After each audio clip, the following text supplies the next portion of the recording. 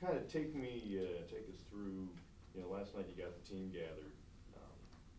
Your hope is obviously NCAA. Just kind of seeing your team and seeing at least that, you made a pretty good tournament and the satisfaction in knowing that.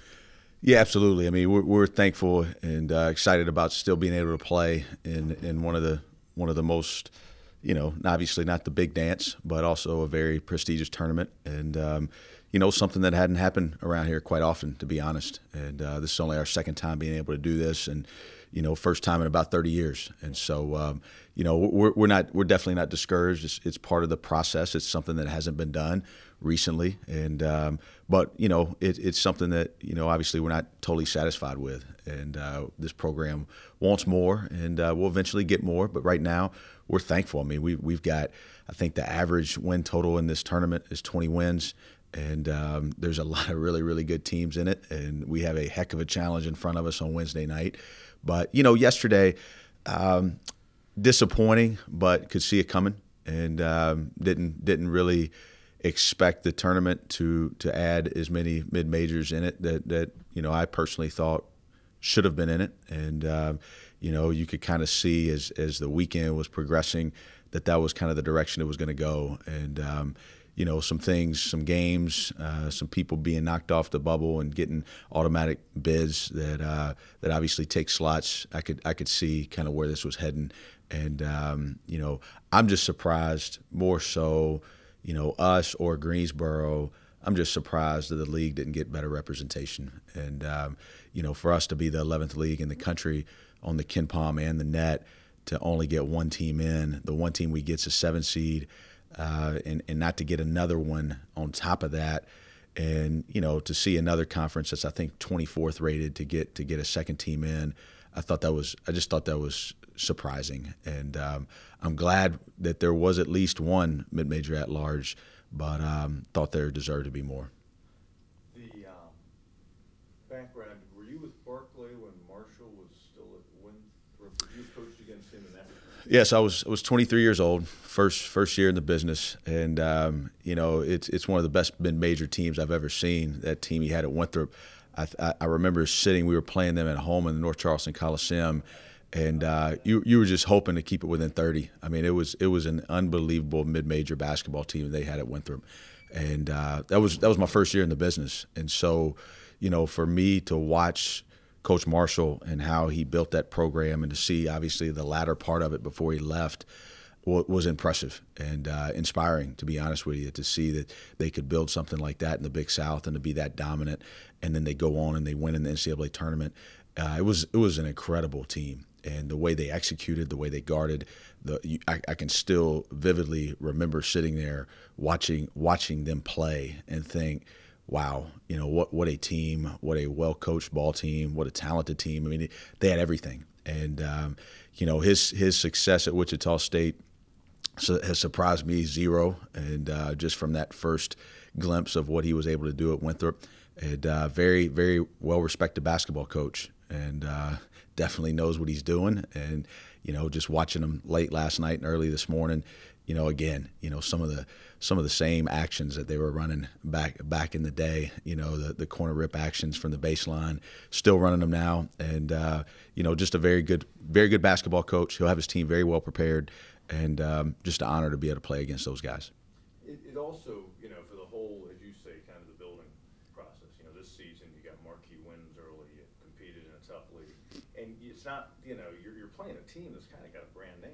He had them in the Final Four a couple of years ago, so once again, I think it kind of adds to the aura of the whole thing and what you can accomplish if you do win. Is that how you see it? Yeah, absolutely. And again, we're not sitting over here discouraged. And I know for a fan it can be quite easy, to feel like, hey, we're disappointed and we're let down. But you have to keep everything in perspective. And as we were preparing for this last night, I took our team through the journey of the last 4 or 5 years, and just where everything's come from, and just what people were saying, and what the media and what people on the outside were saying as we've gone through this journey.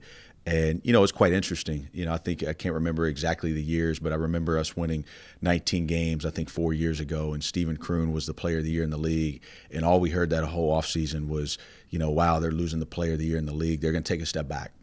And all this program did was take a step forward. I mean, went on to win 21 regular season games and a share of the Southern Conference title. And then, okay, we're losing Chris Aycox. And what's going to happen, and they're going to be smaller. And there they get. Well, then last year they set a regular season win total. They matched the school wins record. They win 23 games. And then all of a sudden it's, wow, they're losing their 3 starting guards. They're losing 4 seniors. Man, this is probably going to be a little bit of a rebuilding team. And then what this group do? They go on and win a school record of regular season games, a school record overall games, wins on the national stage. It hadn't been done in a very long time. You can go on and on and on about what this team's accomplished and the journey in the last 4 years that, to be honest, was pretty unexpected. And, that's the motivation, that's the passion, that's the drive about what we're excited about moving forward. This is not a destination spot, but this is a spot that is worth being celebrated. And this is something that this program has not been able to do in a very long time. We've been able to play in a couple, of these other events. But, I was looking at one of the tournaments this morning, and there's 5 teams in one of the fields with losing conference records. And so this is the NIT. This is a tournament that is covered by ESPN, that's on the national scene, that the Final Four is in Madison Square Garden. And to be quite honest with you, the field is very, very good. And so this is a moment that we will celebrate. But at the same time, we're not satisfied, and it will continue to motivate us to push this program even further. Wichita State. Just talk about, is there a team in this league that compares to what they do from offensive and defensive standpoints? I mean, I know Coach Forbes, I guess, coached under Marshall. Is it ETSU at all like Wichita? I wouldn't say there's mirrors, in terms of, hey, this team looks exactly like that. ETSU is probably the closest in terms of just the size, and they've got a lot of size in the interior. They've got 3 big post players that they're going to rotate. They've got a stretch 4 that's different in terms of what Rodriguez does for ETSU and what McDuffie does for Wichita State. But in terms of how the teams play, I mean, how they coach, and the intensity and the defense, and that, the offensive rebounding is going to be something that they've got a 3-man that just goes to the boards, and all their guys attack the offensive glass. So we're going to have to do a good job there. They're very good in transition offense, just like East Tennessee State is. And so I think that would be the most in terms of similarities, but they present their own unique set of challenges as well. How do you, obviously the sole focus is on Wichita State, but obviously you got smart kids, they know what could lie ahead. Talking about the journey of getting here and the journey that could be to come, you could play 3 home games. In the right circumstances, but you always play at an ACC school with a lot of interest around here. You could play at Indiana to get the chance to go to Madison Square Garden. That's a pretty special consolation prize if you can't make that split turn. Absolutely. I mean, and that's the thing about this. I mean, let's not act too spoiled around here. It's I've experienced this journey from 2011, and to be sitting in here today on March 18th and to be talking about playing in this event. I mean, it's a heck of a consolation prize. And, I think sometimes in athletics, it's easy to point out the negatives and what we didn't get and what didn't happen. And, everybody thinks they're entitled to more. But this stuff's not easy. And it's a very hard college basketball. Winning games at the Division I level is very difficult. And so, listen, this could be a lot of fun, right? I mean, this could be something that who knows what will happen next, and where the journey could take us.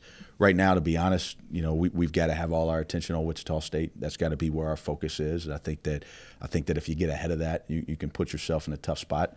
But if you take a second to think where the journey could eventually take you if you play well, yeah, that's a pretty cool opportunity there. There's no question about it. But we'll have our hands full on Wednesday night, and we got to make sure that we put all our prep and attention and focus on that. And if we're fortunate enough to come out victorious, then we'll see where we go from there. Looking at them, you've probably seen them go against obviously their American Conference team. Pretty good league at the top this year. Is that a byproduct of them not being the typical NCAA tourney team because the league was so elite? Do they look a lot like a little bit off from what they were talent-wise a few years ago? Or are they still kind of the same, playing the same way and in that same realm? It's just they ran into a really good league themselves this year. Yeah, I mean their league's very good, and you know I was kind of laughing about it last night with the tournament coverage. They were talking about the teams that they let in from the non-power 5 leagues, and they've got they've got the American included in that. I mean, come on, like the American is a high major basketball league, and we all know that. And all their games are on national TV, and they've got great presence. And you talk about your Cincinnati's, and you talk about all the teams in that league. I mean, Wichita has been in the Final Four. What UConn won a national championship, in recent history, and you can go down the line, Memphis in there, and just how good that league is.